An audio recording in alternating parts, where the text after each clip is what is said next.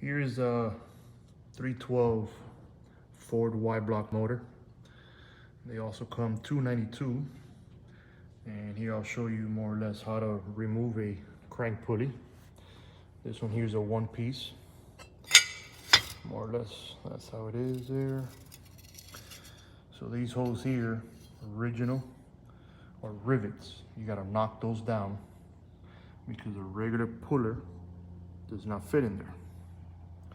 So once you knock these down, you can take this off and use a puller to remove the one piece damper.